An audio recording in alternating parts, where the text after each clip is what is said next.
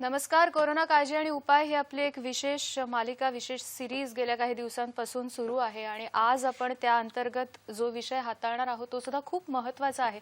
जसे आपण जगत असो तसंच एक वनातलं एक जीवन जगत असतं, त्यांचं एक समृद्ध आयुष्य जगत असतो आपण तिकडे सुद्धा.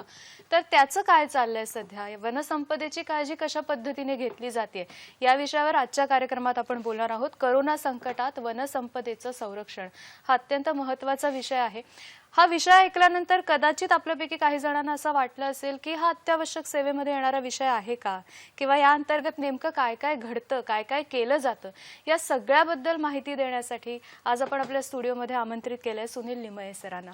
नमस्कार सर. कार्यक्रमात तुमचं मनापासून स्वागत करते. सर अप्पर प्रधान मुख्य वनसंरक्षक वन्यजीव मुंबई पश्चिम म्हणून कार्यरत आहेत आणि खूप दांडगा अनुभव सर तुमच्या बोलण्यातनं तर जाणवतोच की जंगल, वनसंपदा, त्याची काळजी, तिथे नेमकं काय घडतंय, काय करायला हवंय, कसे प्राणी वागतायत, कशा पद्धतीने जंगल सांभाळलं पाहिजे या विषयावर सरांशी जेव्हा बोलायला आपण सुरुवात करतो तेव्हा खूप सुंदर माहिती ते देतात. तर आज आपण तेच अनुभवणार आहोत. मुळात सर मी जशी सुरुवात केली की अत्यावश्यक सेवेमध्ये हे येतं का, तर त्याच्याकडे आपण वळण्या अगोदर आपल्या सगळ्या प्रेक्षकांना काही प्रश्न नक्की असणार आहेत त्या संदर्भात.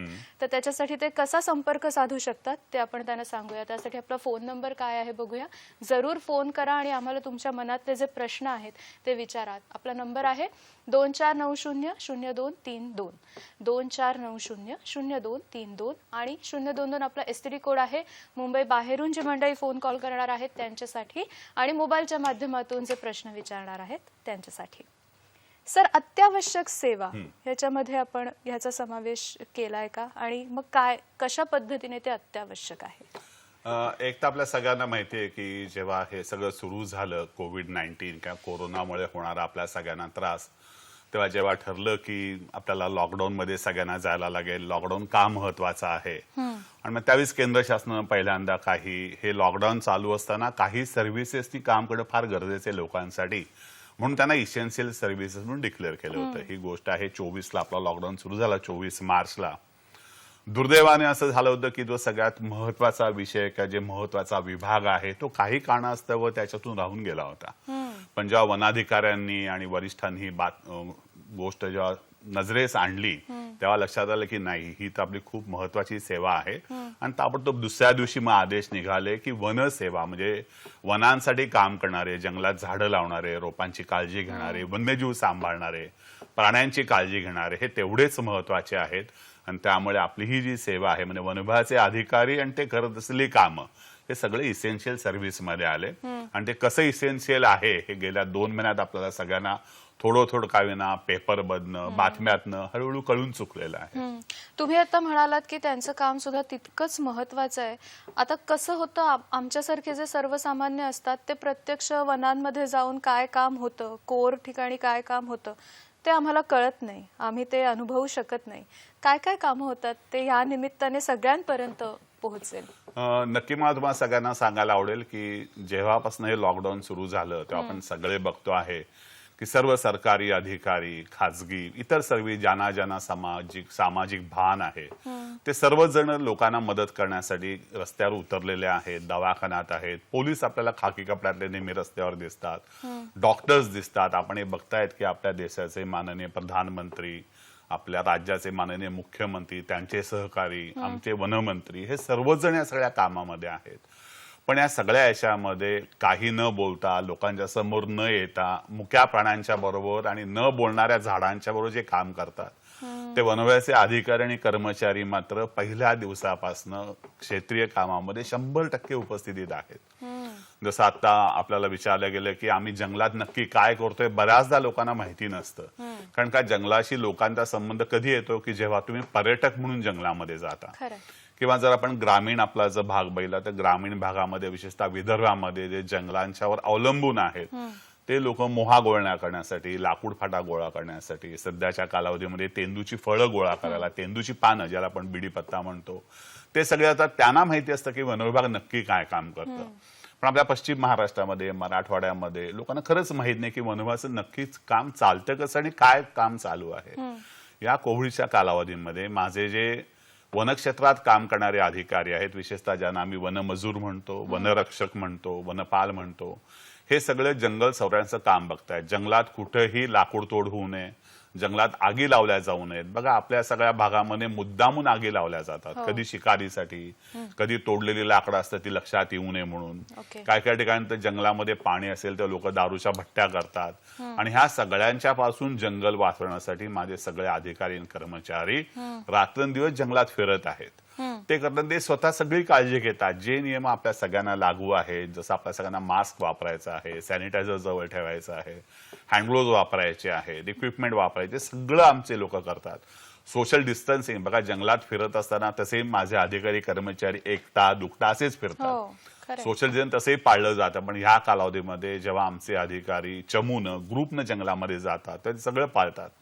पण नुसतं जंगल आम्ही सांभाळतोय का नाही, तर जंगलाच्या बरोबर जंगलावर जे अवलंबून आहेत, असे डिपेंडंट असे आदिवासी वस्त्या तिथल्या आहेत, गावाच्या त्यांची पण खूप काळजी घेतली जाते. आपल्या सगळ्यांना माहिती आहे की विदर्भ म्हटल्यानंतर आदिवासी आणि जंगल यांचं खूप अगदी जवळचं नातं आहे. आणि आपले बरेचसे जे व्याघ्र प्रकल्प आहेत जिथं वाघ असतो, ते आपल्या महाराष्ट्रातल्या 6 प्रकल्पापैकी 5 प्रकल्प जे आहेत ते विदर्भामध्ये आहेत. आपल्या सगळ्या लोकांना माहिती आहे मेळघाट, सगळ्या लोकांना माहिती आहे ताडोबा. मेळघाटमध्ये सुद्धा बऱ्याचशा गावागावामध्ये वन विभागाच्या अधिकारी कर्मचाऱ्यांनी लोकांना ज्या जरुरीच्या वस्तू आहेत, सॅनिटायझर्स आहेत, मास्क आहेत, हे मास्क आम्ही कसे बनवले तर तिथल्या स्थानिक आदिवासी महिलांना कापड पुरवण्यात आलं, त्यांनी ते मास्क बनवले आणि ते आम्ही सगळ्यांना वाटले. हे खूप इंटरेस्टिंग. याच्याबद्दल आपण आणखीन सविस्तर बोलूया, पण पहिला फोन आलाय तो आपण आधी घ्यायचा का? अंबरनाथहून डॉक्टर श्रीकृष्ण पाडगावकर आपल्याशी बोलतात. नमस्कार. बोला बोला. मी डॉक्टर श्रीकृष्ण पाडगावकर अंबरनाथहून बोलतोय. बोला सर. माझे 2 प्रश्न आहेत. पहिला प्रश्न असा आहे की जेव्हा आपण जंगल हा शब्दप्रयोग वापरतो तेव्हा साधारणतः किती एरियामध्ये किती वनस्पती असतील, किती झाडं असतील मोठी, त्यावेळेला जंगल हा संकल्पना वापरतो. कारण काय की 63 फूट गुणिले 83 फूट या एरियामध्ये समजा एक 27 झाडं असतील तर त्याला आपण जंगल असं संबोधितो का? आणि दुसरा प्रश्न असा आहे की या कोरोनाच्या दृष्टीनं वनसंपदेमध्ये कडुलिंबाचं झाड असणं, जे असं म्हटलं जातं की ते जास्तीत जास्त ऑक्सिजन उत्सर्जित करतं आणि कार्बन डायऑक्साईड जास्तीत जास्त शोषण करतं, अशा पद्धतीचं म्हटलं जातं. तर अशा पद्धतीचे झाडं लावल्यामुळे काही या प्रदूषणाला मात करता येईल का, किंवा अशा व्हायरसला मात करता येईल का, यावर आपण काय सांगू शकाल का? धन्यवाद. धन्यवाद तुमच्या प्रश्नांबद्दल. सर, जंगल त्यांनी व्याख्याच विचारली. खरं तर जंगल कशाला म्हणायचं नाही, डॉक्टर अगदी खरी गोष्ट आहे. आपण जे काही विचारलं यात 2 उत्तरे 2 प्रकारची देता येतात. की एक जर आपण बघितलं की जंगलाची व्याख्या जर आपण लिगली करायची झाली कायद्याच्या दृष्टीनं, तर जी जागा सरकारनं राजपत्रामध्ये घोषित केली आहे त्याला आपण जंगल म्हणतो. मग कदाचित त्या जागेमध्ये झाडं असतील, झाडं कमी असतील, झाडं नसतील, खुरटं गवत असेल, आणि आपण जे विचारलं की एवढ्या एवढ्या जागेमध्ये एवढ्या वनस्पती असतील तर त्याला जंगल म्हणता येईल का, तर जंगलामध्ये आम्ही नेहमी जंगल जे मोजतो ती जंगलाची घनता मोजतो. जेव्हा आम्ही म्हणतो की आपण आकाशातनं समजा खाली जमिनीवर बघितलं आणि असं दिसलं की आपल्या जमिनीवर सर्व हिरवा आच्छादन दिसत आहे, त्यातनं प्रकाश खाली जात नाही, तर त्याला आपण 1 घनतेचं जंगल म्हणतो, की ज्याला आपण घनदाट असं जंगल म्हणतो.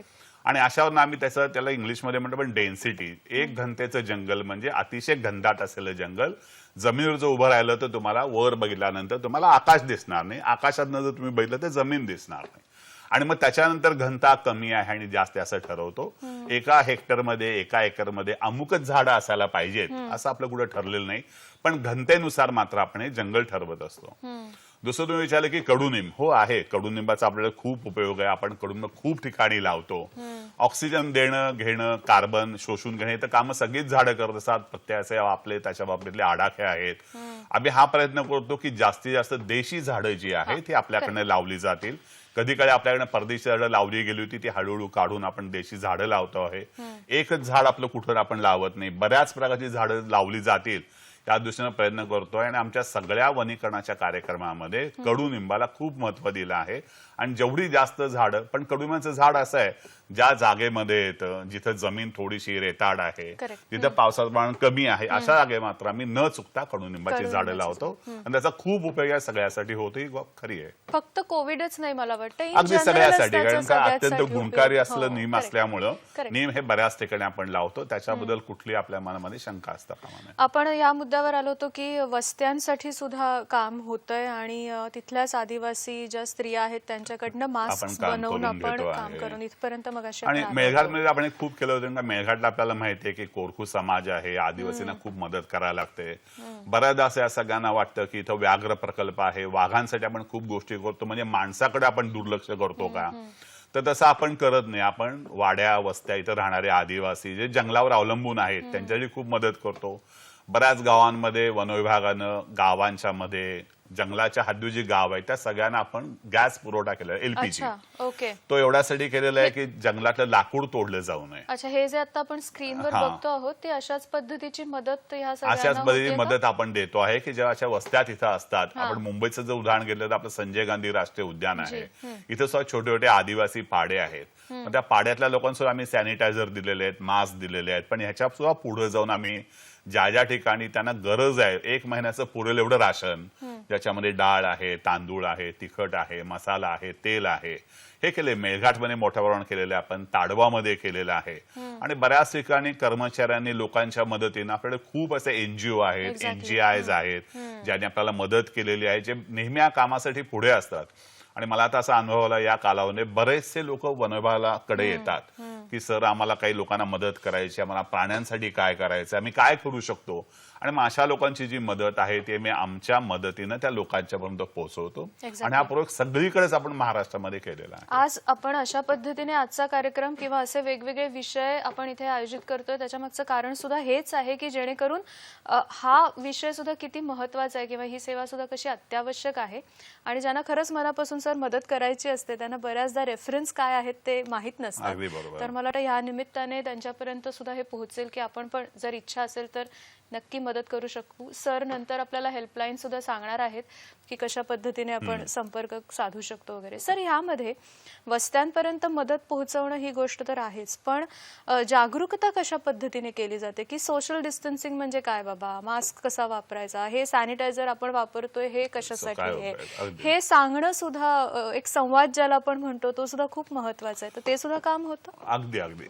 पहिल्यांदा असं झालं होतं जेव्हा ही लॉकडाऊनची परिस्थिती सुरू झाली त्या पहिल्यांदा आधी आमच्या अधिकाऱ्यांनी कर्मचाऱ्यांनी सगळं समजावून सांगितलं होतं की आपण कशा प्रकारे राहायला पाहिजे, आपण काय काळजी घ्यायला पाहिजे. सरकार तर आपल्यासाठी खूप करतं आहे, सरकार करेलच, पण आपली स्वतःची जबाबदारी आहे लॉकडाऊनच्या कालावधीमध्ये. त्यामुळे आम्ही पहिल्यांदा आमच्या सर्व कर्मचाऱ्यांना आधी प्रशिक्षण दिलं. कर्मचाऱ्यांनी समजावून सांगितलं जिथं जिथं वाड्या वस्त्या आहेत तिथं सगळीकडे आमची लोकं पोहोचली. लोकांना समजावून सांगितलं सॅनिटायझर कशासाठी वापरायचं, मास्क वापरणं का गरजेचं आहे, घाबरून कुणी जाऊ नका, आपण काळजी घेणं जे गरजेचं आहे ते का घेणं गरजेचं आहे हे स्वतः समजावून सांगितलं. स्वतः प्रयोग करून दाखवले. लोकांना स्वतः कळायला लागलं की हे फार गरजेचं आहे. मग लोकांनी जेव्हा विचारलं की आम्हाला रोजगार मिळत नाहीये, आमच्याकडे पैसे संपत आलेले आहेत, आम्हाला धान्य मिळत नाही, मग तेव्हा आम्ही बऱ्याचशा एनजीओना मध्ये घेतलं. त्यांना विचारलं, या गोष्टी खरेदी केल्या, आमच्या गाडीनं आम्ही लोकांच्या पर्यंत पोहोचवल्या. मध्यंतरी मेळघाटमध्ये किंवा काही ठिकाणी अशी परिस्थिती आली होती की एलपीजी सिलेंडर आणायला जायचं कसं. मग आमच्या लोकांनी आमच्याकडच्या असलेल्या फंड मधनं गाडी विकत घेतली, गाडीमध्ये आम्ही सिलेंडर घेतले आणि मग ते लोकांच्या पर्यंत पोहोचवले. मेळघाटमध्ये, ताडोबामध्ये, मुंबईमध्ये, म्हणजे मुंबईसारख्या ठिकाणी काही आश्चर्य वाटेल, आपल्याकडे एवढं सुंदर जंगल आहे. संजय गांधी राष्ट्रीय उद्यान आहे, तुंगारेश्वर आहे, तानसा आहे, फणसाड आहे. या सगळीकडे आपण हे केलं की गावच्या सीमांवर जी जी लोक राहतात, बघा बऱ्याचदा असं की आपल्याला सांगतात सद्यस्थितीमध्ये की घराबाहेर पडू नका, बाहेर जाऊ नका, पण गावातल्या लोकांना सवय असते जंगलावर अवलंबून राहायची, जंगलात जायची, लाकूड फटा गोळा करायची. तर आम्ही गावागावांच्या मध्ये आमच्या गाड्या जात होत्या, आमच्या जी फिरती पथक असतात त्याची गाडी जात होती.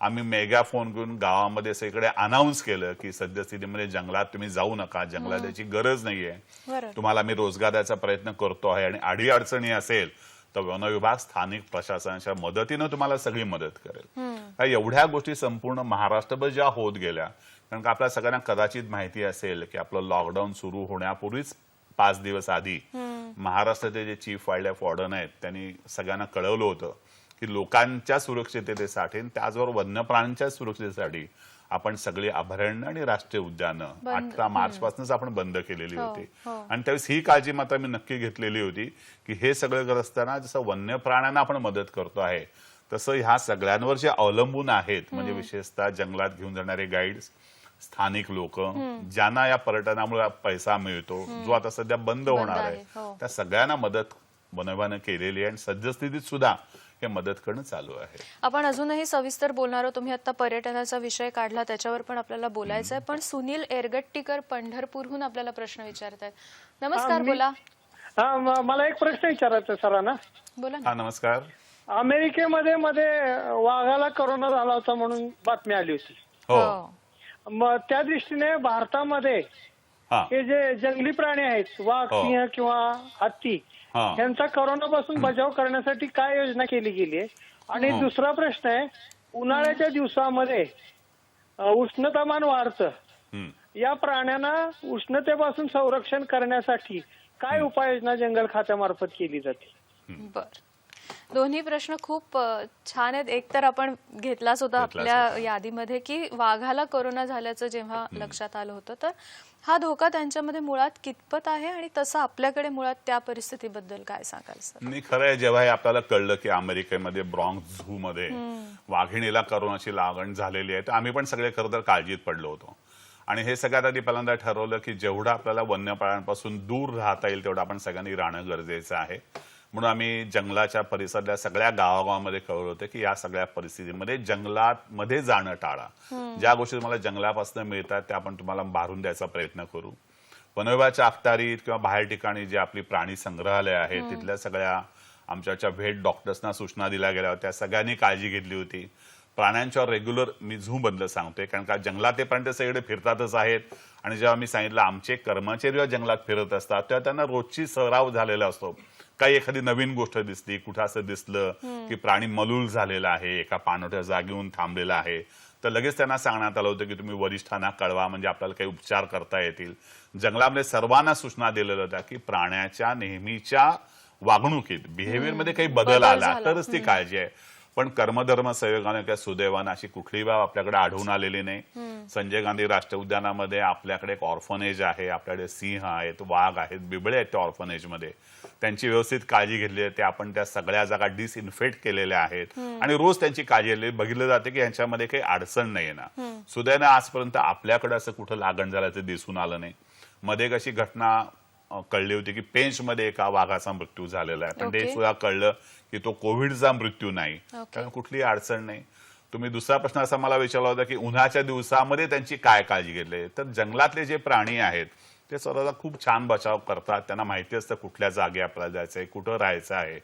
फक्त त्यांना जर कमी पडायची शक्यता असते ते पाणी. त्यासाठी जंगलात जसं पाण्याचे वेगवेगळे स्रोत आहेत तसे आम्ही सगळे कृत्रिम पाणवठे केलेले असतात आणि हे बघतो की टँकरच्या साहाय्यानं अशा ठिकाणी पाणी पुरवठा केला जाईल.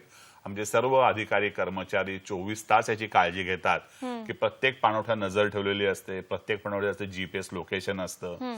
फिरतीमध्ये आमचे कर्मचारी जातात, ते बघतात की त्याच्यामध्ये पाणी आहे का नाही आणि पाण्याची पूर्णपणे काळजी जी आहे ती घेतली जाते. त्यामुळे सद्यस्थितीमध्ये तसा कुठलाही त्रास नाहीये. आणि साधारणपणे हे बघतो की संपूर्ण जंगलामध्ये आमच्या आभरण्यामध्ये किमान एका 5 चौरस किलोमीटरच्या जागेमध्ये किमान एक पाणस्थळ असेल, म्हणजे कुठे वन्य पाणी जायचं म्हटलं त्याला पाणी प्यायला मिळेल. आणि धर्मसहयोग म्हणा किंवा आमचे स्वतःचे प्रयत्न म्हणा, आज महाराष्ट्रामध्ये या सर्व जंगलांची आणि आभ्यांची परिस्थिती खूप चांगली आहे. कोरोनाच्या या संकटामध्ये वनसंपदेचं संरक्षण आपण कशा पद्धतीने करतोय त्याबद्दल आपण बोलतो आहोत. सुनील लिमये सर याबद्दलची खूप छान माहिती आपल्याला देत आहेत. सर पुढे जाऊया, पण एक फोन घेऊया. प्रमोद खांडेकर आपल्याशी बोलतायत फोनवरून. नमस्कार प्रमोद, प्रश्न विचारा. हॅलो हॅलो, बोला सर, प्रश्न विचारा तुमचा. मॅडम मी मेलघाट मधून बोलत आहे, परसापूर गाव, जिल्हा अमरावती. आमच्या शेतामध्ये सर निलगाई खूप येतात. बर, हा हा, सलग प्रश्न विचारा. आम्ही मेलघाट मधून बोलत आहे. जी जी. तर ते मॅडम आमच्या शेतामध्ये खूप निलगाई येतात. बर. आणि शेतीचं नुकसान करतात, संतार फळबागाचं. याच्यावर काही उपाय योजना आहे का वनरक्षकच्या?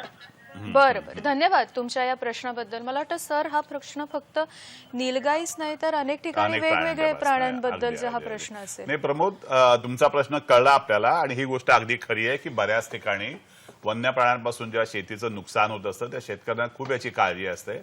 पण महाराष्ट्र शासनानं याच्यावर एक उपाय जो केलेला आहे तो म्हणजे तुमच्या जे शेतीचं किंवा फळबागांचं नुकसान होतं त्याला आपण थोड्याफार प्रमाणामध्ये जी नुकसान भरपाई असते ती देत असतो आणि जवळ तुम्ही जिथं राहता तिथं जवळचे आपले जे वन परिक्षेत्र अधिकारी असतील त्यांच्याशी आपण जर संपर्क केला तर आपल्याला याची सगळी मदत करतील आणि आपल्याला पीक संरक्षणासाठी इतर सुद्धा योजना समजावून सांगतील. एक तर की तुमच्या झालेल्या शेतीचं नुकसान ते सुद्धा बऱ्यापैकी द्यायचं आपलं शासन चांगला प्रयत्न करतं. इतर राज्यांच्या तुलनेत आपण खूप चांगलं पिकांची नुकसान भरपाई देतो. पण आपल्याला पिकांची नुकसान भरपाई जर टाळायची असेल तर आपल्याकडे काही योजना सुद्धा आहे की आपण आपल्या शेताला सोलरचं कुंपण करून घ्यावं. म्हणजे सोलर लाईटच्या मध्ये जर आपण कुंपण घातलं तर त्याच्यामध्ये निलगवून आपल्या शेताचं नुकसान करणार नाहीत.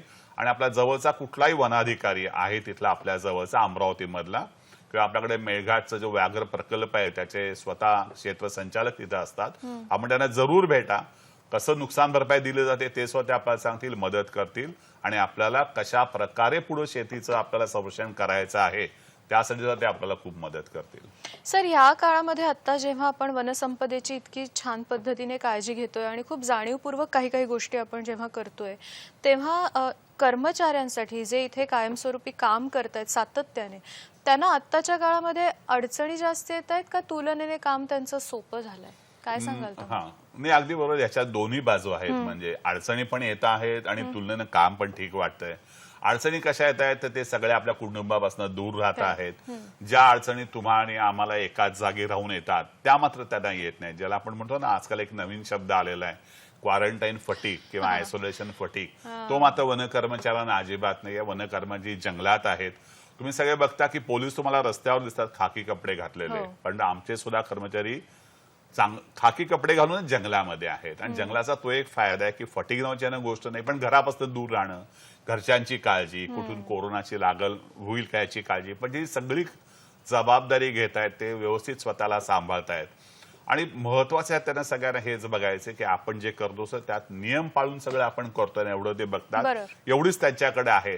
आणि एक मी तुम्हाला सांगतो की असे कुठला तरी एका जुना तत्वज्ञानी माणसानं म्हटलं होतं की ह्या जगात चांगला वैद्य कोण आहे तर एक चांगला वैद्य नाही, तर सगळ्यात मोठा वैद्य जो आहे तो आहे निसर्ग. दुसरी गोष्ट आहे म्हणजे वेळ आणि तिसरी गोष्ट आहे म्हणजे संयम. आता तुम्ही बघितलं तर आमचे बरेचसे कर्मचारी क्षेत्रातले ते निसर्गाच्या जवळ आहे. वेळ त्यांना भरपूर मिळते चांगली काम करायला, जंगल संरक्षण करायला. आणि संयम, कधी एकदा हे सगळं संपणार, यातून कधी आपण लोकांच्यात जाईल, या सगळ्यासाठी ते चांगले प्रयत्न करतायत.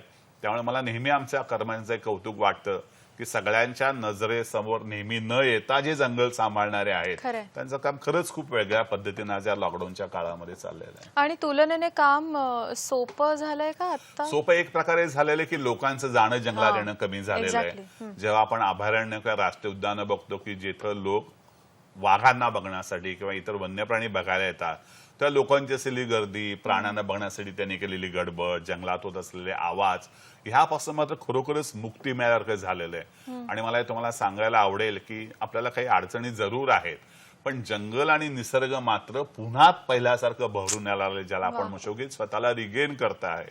आपण बऱ्याचदा बघितलं असेल पेपरमध्ये बातम्या बघता की रस्त्यावर मोर दिसत आहेत, बरेचसे प्राणी आपल्याला दिसत आहेत, समुद्रामध्ये आपल्याला व्हेल्स दिसत आहेत, बरेचसे मासे वेगवेगळ्या प्रकारचे आपल्याला दिसायला लागलेले आहेत.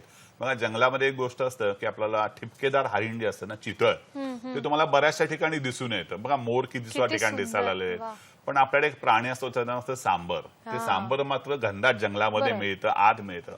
पण आज संजय गांधी राष्ट्रीय उद्यानामध्ये सांबर आणि सांबराचं पिल्लू, आई आपल्या पिल्लाला पाच, तिचं खूप वेळा लोकांना दिसून आलेलं आहे. म्हणजेच काय की आता वन्यप्राण जेव्हा कळलेलं आहे की माणूस आपल्यापासून दूर आहे तर ते सगळे खुश आहेत, अगदी चांगल्या प्रकारे होते. त्यामुळे आपण नेहमीच लक्षात ठेवायला पाहिजे की आपण या वन्यप्राण्यांना त्रास म्हणून एक प्रकारचा जो देतो तो जर आपण कमी केला तर आपलं आयुष्य पण सुखी होणार आहे आणि वन्यप्राण्यांचं आयुष्य तर नक्कीच सुखी झालेलं आहे. खरंय, म्हणजे त्यांचं जे नेहमीचं नैसर्गिक जगणं आहे ते कुठेतरी त्यांना परत मिळालंय असं म्हणायला हरकत नाही. सर, पण पर्यटनाचे सुद्धा परत दोन मुद्दे आता येत आहेत की आत्ताचा हा जो काळ होता ज्याला जंगल पर्यटन, जो आत्ताच्या काळात खूप लोकप्रिय होतोय गेल्या काही वर्षांपासून, तर तो तर आता हा सीझन तर गेला पूर्णतः.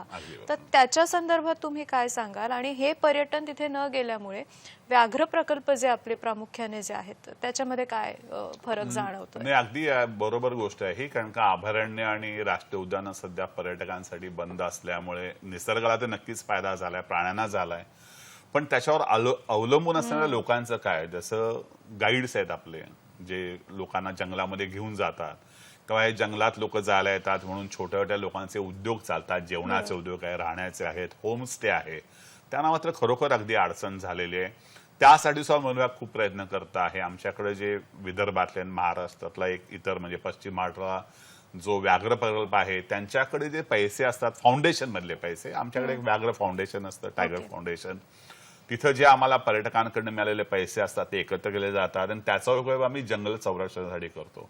आज त्या पैशाचा उपयोग आम्ही पर्यटकां नसल्यामुळे गाईड्सना मदत जी लागते, त्यांना जे अन्न द्यायला लागतं, त्यांना जी काही मदत आहे ती आमच्या बऱ्याच ठिकाणी लोकांनी केलेली आहे. त्यांना मास्क दिलेत, सॅनिटायझर दिलेत आणि त्यांना आम्ही हा विश्वास देतोय की काही दिवसांनी जेव्हा पर्यटन सुरू होईल तेव्हा तुम्हाला परत तुमची नेहमीची रोजीरोटी मिळेल, पण तोपर्यंत आमचे सर्व अधिकारी कर्मचारी त्यांना मदत करत आहेत. मग आता प्रश्न असा आहे, तो हे झालं त्यांच्यासाठी. पर्यटकांचं काय? आता जे लोक मार्च, एप्रिल, मे हा जो आपला सीझन आहे, या सीझन मध्ये जंगलात जाऊ शकत नाहीत. मध्यंतरी एक महिन्यापूर्वी एका माझ्या मित्रानंच मला विचारलं होतं की सुनील, तुला माहितीये का आपले आफ्रिकेतलं जे क्रुगर नॅशनल पार्क आहे, तिथं क्रुगर नॅशनल पार्कचं जे प्रशासन आहे ते स्वतः जंगलामध्ये गाडी घेऊन जातात, शूटिंग करतात आणि नंतर मग ते लाईव्ह स्ट्रीमिंग किंवा मग नंतर ते दाखवलं जातं. तसा प्रयत्न आपण का करू नये? आणि तसाच प्रयत्न मग महाराष्ट्रामध्ये पहिल्यांदा सुरू केला होता आपण ताडोबामध्ये. कारण आम्ही असं ठरवलं की बा ठीक आहे, पर्यटक जर जंगलात येत नाहीये तर आपण जंगल पर्यटकांच्या बद्दल घेऊन जाऊ. त्याचे दोन फायदे होते.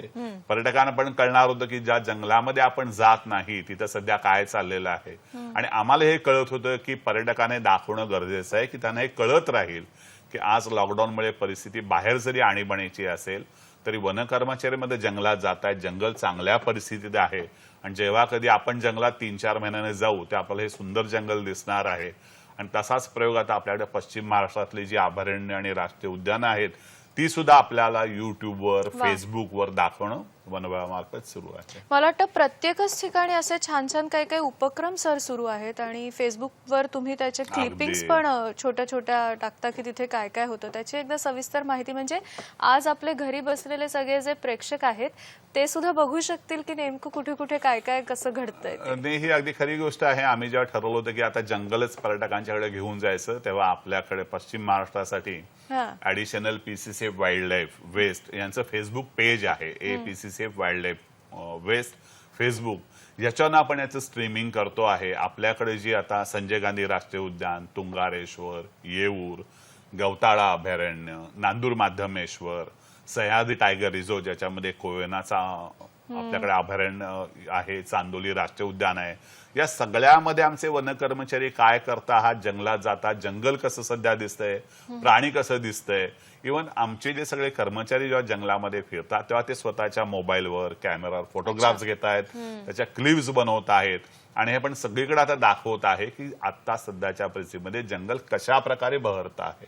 आणि सगळं आपण फेसबुकवर बघू शकाल, युट्यूबवर बघू शकाल. ज्या त्या आभरणाच्या नावानं किंवा राष्ट्रीय उद्यानाच्या नावानं आपण जर टाईप केलं तर आपल्याला सगळ्या प्रकारचे व्हिडिओ आपल्याला बघायला मिळतील. म्हणजे फक्त तिथे जायचं फेसबुक पेजवर, आणि तुम्हाला फेसबुक पेजवर गेला की तुम्ही एपीसी वाईल्ड लाईफ वेस्टवर जाल, युट्यूबवर गेला की त्या आभरणाचं तुम्ही नाव टाकलं तुम्हाला मिळेल. ताडोबाचं तुम्हाला तर रेग्युलर आता सध्या बघायला मिळेल आणि तुम्हाला हे सगळं नक्की बघायला मिळेल की आपण जरी तिथे नसलो तरी जंगल कसं आहे. कुणाकुणाची सर काळजी ह्या निमित्ताने विचारायचं असं आहे की कुणाकुणाची काळजी घेतली जाते अगदी आवर्जून, कारण जंगलात राहणारी म्हणजे बऱ्याचदा असं होतं की जंगलात राहणारी माणसं असतात, मग त्यांच्यापर्यंत बऱ्याच गोष्टी पोहोचत नसतात, तर कुणाकुणाची काळजी घेतली जाते ह्यात? पहिल्यांदाच आपण सुरुवात करतो आपल्या कर्मचाऱ्यांपासून जे जंगलात आहेत.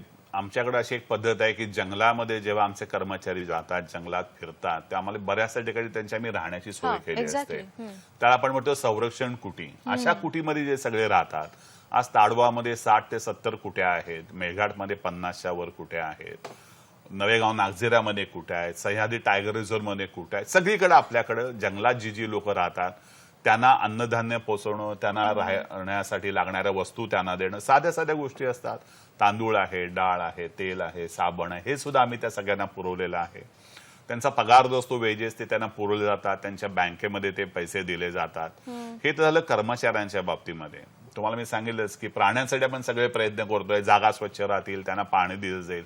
पण आपण जे बघता आता हे जंगलात राहणारे किंवा जंगलाच्या सीमेवर राहणारे जे लोक आहेत, जे स्थानिक लोक आहेत, त्या स्थानिक लोकांना सगळ्या प्रकारची मदत वन विभाग करत आहे. वनविभागानं केलेली आहे. आणि त्या मदतीमध्ये हेच आहे, त्यांच्या तब्येतीची काळजी Exactly. घेण्यासाठी ज्या गोष्टी पाहिजे त्या गोष्टी आहेत. विशेषतः आपण जे बघतो मास्क आहे, सॅनिटायझर आहे, काही लागलेली ठराविक औषध आहेत, किंवा त्यांना. वैद्यकीय मदत सुद्धा वैद्यकीय याची मदत गरज आहे. आपण असते? बऱ्याच ठिकाणी आमच्याकडे वैद्यकीय संस्था पुढे आलेल्या आहेत. हा. आपल्या मुंबईची एशियन हार्ट इन्स्टिट्यूट आहे, ओके, हा. त्यांनी स्वतः अन्नधान्य पुरवलेलं आहे. आपल्याकडे नेचर वॉक नावाची एक संस्था आहे. खूप अशी आहेत की त्यांची नावं सुद्धा मोठ्या प्रमाणात आपल्याला घेता येतील. ती सगळी लोक, त्यांना फक्त सांगायचा अवकाश की आपल्याला औषधांची मदत पाहिजे, आपल्याला अन्नधान्याची मदत पाहिजे, आपल्याला वस्तूंची मदत पाहिजे. परवा दिवशी आमच्या काय ग्रुपमधल्या एखाद्या मैत्रिणीच्या लक्षात आलं की ह्या लोकांना मास्कची गरज आहे, तर ओके. त्यांनी 100 मास्क आणून दिले.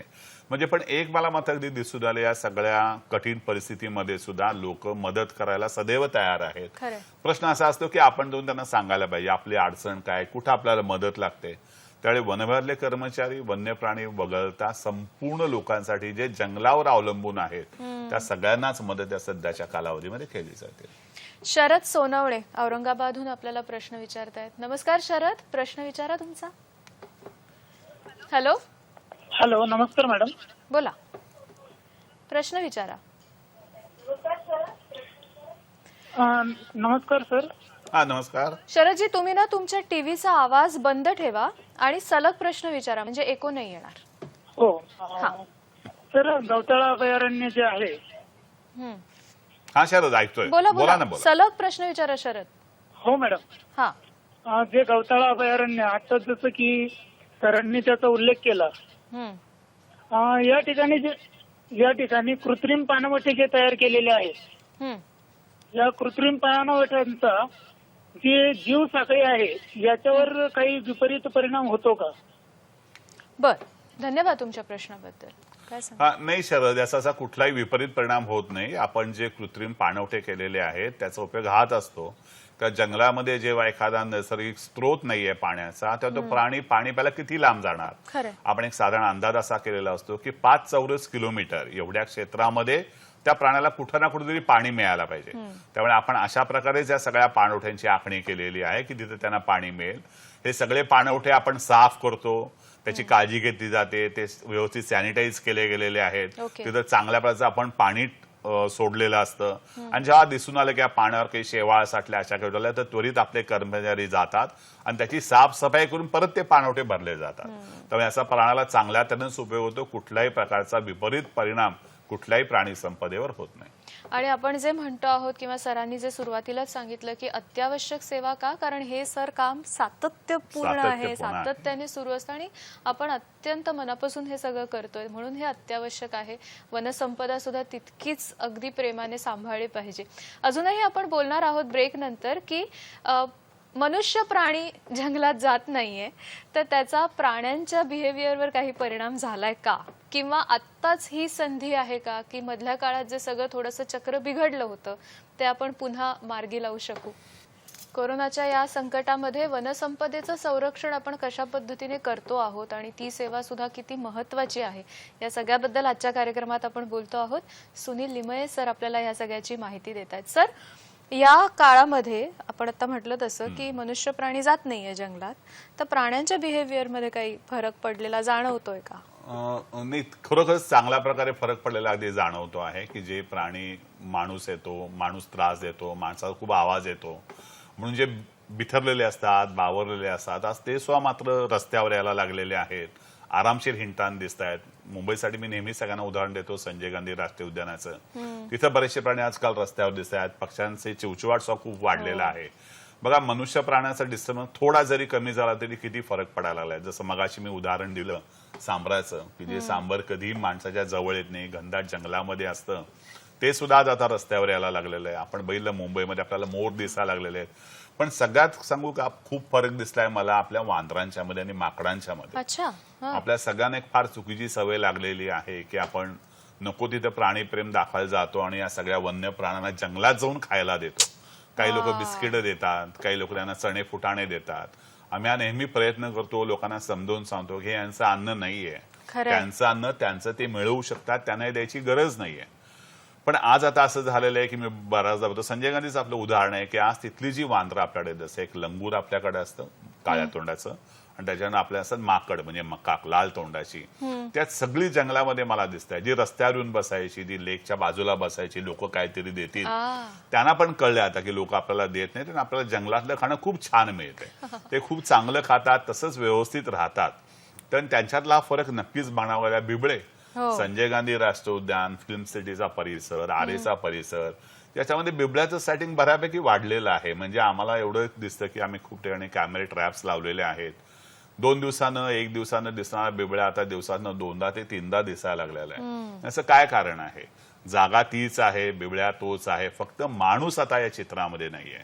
कारण मी एवढंच सांगेन की माणूस घरात अडकल्यामुळे थोडासा बावरल्यासारखा झालेला आहे, पण प्राण्यांना मात्र जंगल पूर्णपणे रिकाम आहे. म्हणलं प्राणी मात्र नक्कीच सगळे खुश आहेत आणि प्राण्यांच्या मध्ये खूप चांगला प्रकारे असलेला फरक दिसून येत आहे. म्हणजे आपण असं म्हणू शकतोय का आता सेफली की पुन्हा एकदा जे काही प्राणी मनुष्याच्या खूप जवळ आल्यामुळे माणसाळले होते ते पुन्हा एकदा त्यांच्या नैसर्गिक वागण्याकडे परत जायला लागलेले अगदी आपल्याला अगदी नक्की असं म्हणायला काही हरकत नाहीये की माणसाच्यामुळे जे काही थोडंफार बिघाड त्यांच्यामध्ये झाला होता तो कदाचित आता कमी झालेला आहे. आणि प्राण्यांच्या दृष्टीने ते खूप चांगलं आहे. मात्र प्राण्यांच्या दृष्टीने हे फारच बरं आहे.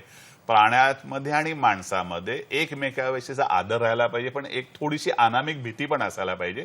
त्यामध्ये फारसे जवळ येणार नाहीत. आणि एवढी जर आपण काळजी घेतली तर ते प्राण्यांना सुद्धा फायद्याचं आहे आणि आपल्याला सुद्धा दुरून त्याचा आनंद घेणं नेहमीच चांगलं राहणार आहे. कार्यक्रमाच्या आधी जेव्हा मी आणि सर बोलत होतो तेव्हा त्यांनी खूप छान गोष्ट सांगितली की वाघासारखा प्राणी जर माणसाच्या खूप जवळ येऊन माणसाळला तर ते खरं तर चांगलं लक्षण नाही दोघांसाठी.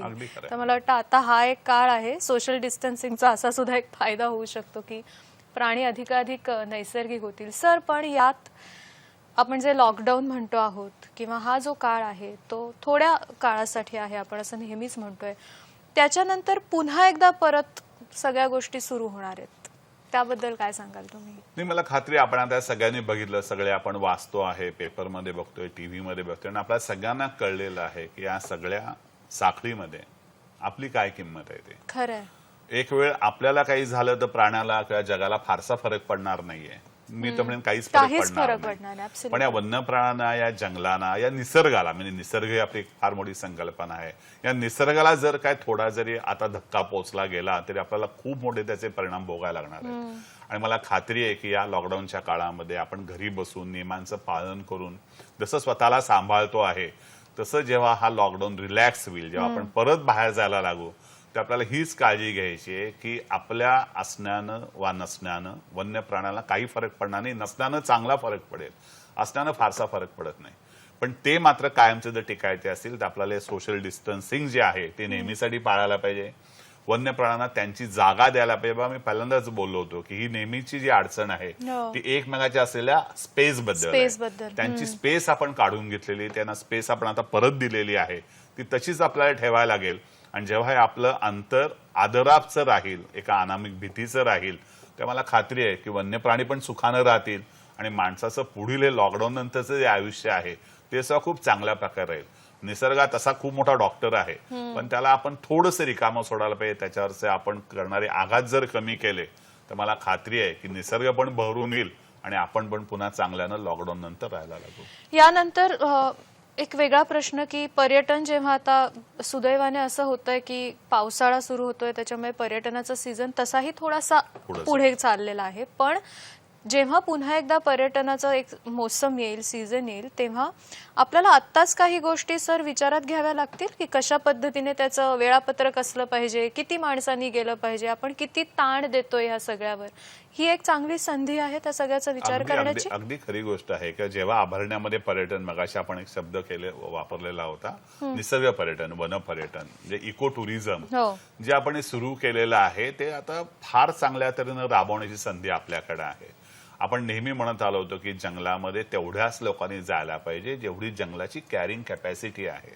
आता ती आपल्याला पाळायला लागेल. या सोशल डिस्टन्सिंगच्या निमित्तानं किमान स्वतःची काळजी घेण्यासाठी ठराविकच व्यक्तींनी जंगलात जाणं, जे आपण नियम जंगलात प्राण्यांना काही त्रास होईल म्हणून जे केलेले आहेत तेच नियम आपल्या चांगल्यासाठी आहेत.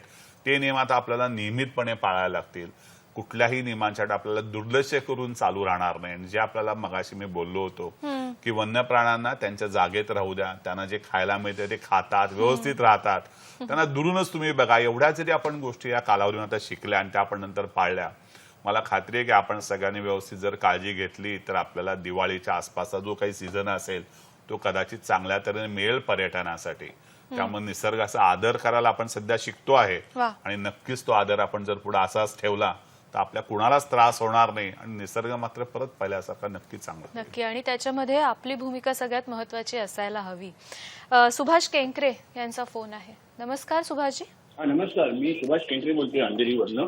बोला. मला आत्ताच तुम्हाला सांगायचं होतं की माकडांच्या बद्दल तुम्ही सांगितलं ना, खायला घालू नका. आम्ही मुंबईवरनं गोव्याला जाताना आंबोली घाटामध्ये हजारोने माकडं आमच्या रस्त्यामध्ये असतात. आणि ही जी रस्त्यावरती कारण लोक त्यांना खायला घालतात, ती म्हणतात ते बरोबर आहे, पण जंगलात त्यांना खायला काय आहे का? कारण जंगलामध्ये पूर्वी असं माकडे येत नव्हती हो. आणि आज पण आमच्या गोव्यामध्ये, कोकण एरियामध्ये, आणखीन आपल्या कारवार साईडला हजारोने माकडे येतात आणि संपूर्ण विध्वंस करतात नारळाचा. त्यांची जर धाड आली ना की सगळं संपूर्ण नाहीसं होतं थोड्या वेळानंतर. धन्यवाद तुमच्या प्रश्नाबद्दल.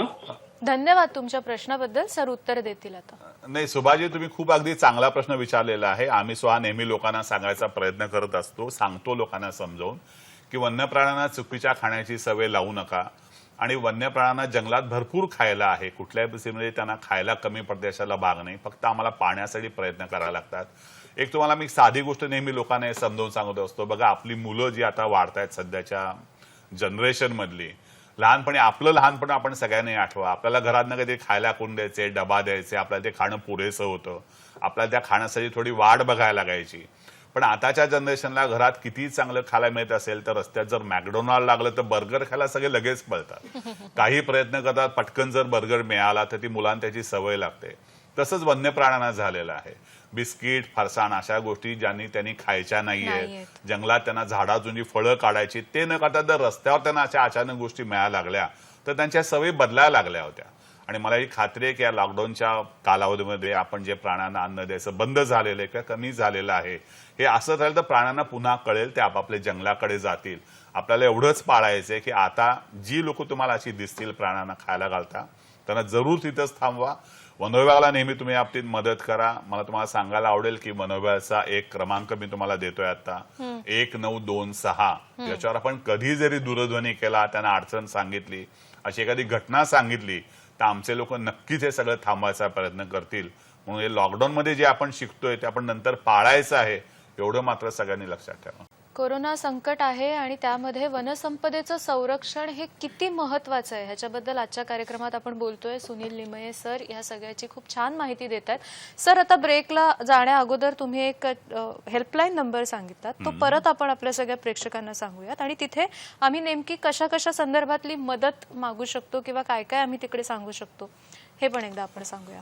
नक्कीच. अगदी वनविभागानं हा गेल्या काही वर्षामध्ये एक चांगला विकसित केलेला क्रमांक आहे 1926. हा टोल फ्री नंबर आहे. या नंबरवर आपण कधीही फोन करू शकता. जेव्हा आपण 1926 हा नंबर जेव्हा डायल कराल स्क्रीनवर त्यावेळेस आपल्याला विचारण्यात येईल. त्याच्यामध्ये 1, 2, 3 असे ऑप्शन दिले आहेत. आपल्याला कशाबद्दल माहिती द्यायची आहे, का आपला काही प्रश्न आहे की आपल्याला अडचण आहे, वन संरक्षणाबद्दल आपल्याला पाहिजे, वाईल्ड लाईफ बद्दल पाहिजे, कुठं झाड तोडी चालली आहे का, कुठं आग लागली आहे, त्यात विविध प्रकारचे ऑप्शन दिलेले आहेत. आणि आपण जेव्हा आपण ती माहिती द्याल त्या फोनवर तेव्हा आपला जो काय मेसेज असेल तो संबंधित अधिकाऱ्यांच्यापर्यंत पोहोचवला जाईल. आणि आमच्या सगळ्या अधिकाऱ्यांची जबाबदारी आहे की त्यांना जेव्हा मेसेज येतात तेव्हा ताबडतोब फील्डमध्ये जाऊन त्याची खात्री करून त्याच्यावर उपाय करून ते आपल्याला कळवण्यात येईल. तर आपल्याला कधी कुठली अडचण असेल, काही माहिती पाहिजे असेल, काही सूचना द्यायच्या असतील तर आपण कधीही 1926 हा 24 तास 365 दिवस चालणारी हेल्पलाईन आहे, त्याच्यावर आपण जरूर संपर्क साधा. पोपटराव पालवे नगरहून फोन आहे त्यांचा. नमस्कार पोपटराव, प्रश्न विचारा तुमचा. प्रश्न विचारा. हो, आमच्या शेत जमिनीपासून जवळच्या अंतरावर आमच्या शेत जमिनीपासून जवळच्या अंतरावर फॉरेस्ट आहे. फॉरेस्ट फार मोठं फॉरेस्ट आहे. आवाज कमी करते. फार मोठं फॉरेस्ट आहे आणि त्या फॉरेस्ट मध्ये अनेक जंगली प्राणी आहेत. त्या जंगली प्राण्यांना पिण्याच्या पाण्याची सोय नाही तिथं किंवा फॉरेस्टला कंपाऊंड पण नाहीये. त्या जंगली प्राण्यांच्या पासून शेतकऱ्यांना खूप त्रास होतो. बर तर याच्यावर काही मार्ग आहे का? बर, धन्यवाद तुमच्या प्रश्नाबद्दल. हो. सर, हा पोपटराव आहे, याच्यावर मार्ग आहे. एक तर आपण फॉरेस्टला, जिथं फॉरेस्ट तुमच्या घराच्या शेताच्या जवळ आहे तिथं आपण वेगळं कंपाऊंड कधी करत नाही, पण आपण एक चर खणतो आपण बऱ्याच वेळा असा की त्यामुळे वन्य प्राण्यांना दुसरीकडे जाण्यासाठी थोडासा अडथळा व्हावा. त्यासाठी आपण प्रयत्न करू. मी आपल्याला हे कळवीन सुद्धा की आपले नजीकचे तिथं फॉरेस्ट ऑफिसर असतील, प्रत्येक ठिकाणी तालुक्याला जिल्ह्याला वनवासी कार्यालय आहे, तिथं आपण जरूर जा, त्यांना सांगा. किंवा आपण ही सूचना आमच्या हेल्पलाईनला सुद्धा देऊ शकाल 1926ला, त्याच्यावरनं त्या अधिकाऱ्यांना हा मेसेज दिला जाईल. आणि मी जसं माझी सांगितलं होतं, आमच्याकडे दुसरी एक योजना आहे. तुमचं जर काही नुकसान झालं असेल, तुमच्या शेतपिकाची नुकसान भरपाई सरकार देतं, त्यासाठी आपण त्या फॉरेस्ट अधिकाऱ्यांशी संपर्क साधा. आणि हा जर आपल्याला प्रयत्न करता आला आपल्या इथं सोलर फेन्सिंग करून घ्यायचं, तर ते तुम्हाला नक्कीच फायद्याचं राहील. त्यापासून आपल्या शेतीचं नुकसान खूप कमी होईल. ते आपण तिन्ही गोष्टी करा आणि आमच्या 1926 नंबरचा जरूर उपयोग करून घ्या. नजीकचे वनाधिकारी आपल्याला नक्कीच मदत करतील. सर, कोरोनाचं संकट हे आहेच आणि वनसंपदेची सुरक्षितता आपण त्यानिमित्ताने कशी करतोय ह्याच्याबद्दल तर आपण बोलतोच आहोत, पण एकंदरीतच आपण सुरक्षित राहण्यासाठी जंगल आपल्याला थेट प्रत्यक्ष अप्रत्यक्ष कशा पद्धतीने मदत करत असते? काय भूमिका असते जंगलाची? खरंच एक मोठी जंगलाची भूमिका आपल्या सगळ्यांना कल्पना आली असेल आतापर्यंत की जिथं कुठं आपण जंगलाला जेव्हा त्रास होतो, जसं आपण सगळ्यांना माहिती आहे की परदेशातली आपल्याकडे बरीचशी उदाहरणं आहेत. आपल्याकडे जसं उदाहरण आहे की आपण सगळ्यांनी एक ऐकलं असेल की आपल्याकडे कर्नाटकामध्ये शिवमोगा जिल्ह्यामध्ये ह्या मंकी फिवर नाचा एक रोग मध्ये सुरू झाला होता की ज्याला आपण कैसानूर फॉरेस्ट डिसीज म्हणतो. आज हा गोवा महाराष्ट्रामध्ये सुद्धा पसरलेला आहे. आणि असं मुख्य कारण हेच आहे की ज्या ज्या ठिकाणी जंगल तोड होते, जंगल तोडून ते जाळलं जातं, त्या जंगलामध्ये आपल्याला माहिती आहे गुरु खूप चराई होते, ज्याला आपण म्हणतो डिग्रेडेशन होतं. जिथं जंगलाचं किंवा जिथं निसर्गाचं नुकसान होतं तिथं या गोष्टी हळूहळू घडायला लागतात. कारण का जंगलातले जे प्राणी असतात बघा, मध्यंतरी खूप आलं होतं की आपल्याकडे वटवाघळांच्या मुळे कोरोना पसरतोय, वटवाघळं मारली जात होती, त्याचं रक्त लोक वापरतात काही ना काही औषधासाठी वगैरे. मग या जंगली प्राण्यांच्यावर अवलंबून असलेले जे पॅरासाइट्स आहेत, जे झुनाइट्स आहेत, ते जर हे प्राणी मारले गेले, जंगल गेलं, तर ते येणार कुठे शेवटी? ते येणार आपल्या मानवी वस्तीकडे. त्यामुळे जंगलाचं नुकसान, निसर्गाचं नुकसान म्हणजे माणसाला त्रास होणार ही तर आता पक्की ठरलेली गोष्ट आहे. त्यामुळे हीच काळजी आपण सगळ्यांनी घ्यायची आहे की जेवढं आपण जंगल वाचवू, जेवढा आपण निसर्ग वाचवू, तेवढा ह्या आपल्याला निसर्गाकडनं असा जो काय आपण म्हणतो होणारा त्रास आहे, पॅरासाइट्स आहेत, वेगवेगळे व्हायरस आहेत, हे व्हायची शक्यता नक्कीच कमी होणार आहे. कारण निसर्ग आपल्याला सांभाळायलाच पाहिजे. खरं तर निसर्ग आपल्याला सांभाळत असतो, पण आपला अविवेकीपणा एवढा वाढलेला आहे की त्रास आपण देतोय निसर्गाला. तो जर आपण कमी केला तर नक्की जंगल वाचवणं, जंगल राखणं आहे ते चांगलं ठेवून ते वाढवणं, एवढं जर केलं तर मला खात्री आहे की अशा प्रकारची जी संकटे आपल्यावर येत असतात ती निश्चितच कमी व्हायला मदत होईल. अलीकडेच एका ठिकाणी असं वाचनात आलं होतं की माणसाचं एकंदरीत पृथ्वीवरचं अस्तित्व हे 0.0 काही टक्के इतकं असतं, पण त्याने आतापर्यंत या निसर्गाला जी हानी पोहोचवली आहे ती जवळजवळ 80% वर आहे. सर, हे खूप अलार्मिंग आहे. आणि जाता जाता मला तुम्हाला हेच विचारायचंय की ही गोष्ट एक सर्वसामान्य म्हणून आत्ता आपल्याला जो एक वेळ मिळाला आहे त्यामध्ये मी जंगलासाठी किंवा मी ह्या वनसंपदेसाठी, निसर्गासाठी काय करू शकतो यासाठी विचार करण्याची योग्य वेळ आहे. त्यासाठी काय केलं पाहिजे? नाही, खरोखर विचार करायची गोष्ट आहे. गेल्या 2 महिन्यामध्येच आपल्याला हे सगळं कळून चुकलेलं आहे की निसर्गाला आपल्याला असं घरामध्ये बसवायला किंवा या पृथ्वी तलावरून घालवायला फारसा वेळ लागणार नाहीये. निसर्गाचा आपण चक्र जर बिघडायचा प्रयत्न केला तर निसर्गाने आपल्याला दिलेला एक छोटासा झटका आहे. पण आपण असं म्हणलं का जोर का झटका धीरे से लगे, तसा हा आपल्याला धीरे का झटका जो आहे वो बड़ा जोर से लग गया है. आणि आपल्याला खूप सांभाळायचं आहे. लॉकडाऊन मधनं आपण एवढंच शिकूया की आपल्याला निसर्गाचा आदर करायला शिकायला पाहिजे, निसर्गाला सांभाळायला शिकायला पाहिजे. निसर्गाचा तुम्ही जेवढा आदर कराल, जेवढं निसर्गाला कमी नुकसान पोहोचवाल, जेवढं जंगल क्षेत्र ठेवाल, जेवढं वन्य प्राण्यांना सांभाळाल, तेवढं आपलं आयुष्य सुखी होणार आहे. आणि मला एक खात्री आहे की आपण सगळे याच्यावर विचार कराल. लॉकडाऊन मध्ये जसं आपण बाहेर येऊ तसं लक्षात ठेवायचं की आपण एका संकटातून सुटून बाहेर आलेलो आहे मोठ्या. आणि पुन्हा जर आपल्याला असं संकट नको असेल तर निसर्ग, ज्याला आपण परमेश्वर मानतो, आपल्या संस्कृतीत सुद्धा आपण मानतो, त्याचा आदर हा नेहमीसाठीच केला पाहिजे. आणि त्याची शिकवण आतापासूनच जर आपण घेतली तर मला खात्री आहे की असे प्रसंग आपल्यावर यापुढे तरी येणार नाही. खूप छान माहिती दिलीत सर, आणि ही अत्यावश्यक सेवा आयुष्यभरासाठी कशी आहे ते सुद्धा आमच्यापर्यंत तुम्ही पोहोचवलं. तुमचे मनापासून आभार मानते. नमस्कार. आणि जाता जाता एवढंच सांगायचंय की एक व्हिडिओ मध्यंतरी पाहिला, त्याच्यामध्ये पृथ्वीचं मनोगत मांडलं होतं. त्याच्यात ती पृथ्वी एका वाक्यात म्हणते की तुम्हाला माझी गरज आहे, मला तुमची गरज नाही. मला वाटतं या गोष्टीवर खूप गांभीर्याने विचार करायची हीच वेळ आहे. पुन्हा आपण भेटणार आहोतच. आज मात्र इथेच थांबतोय. नमस्कार.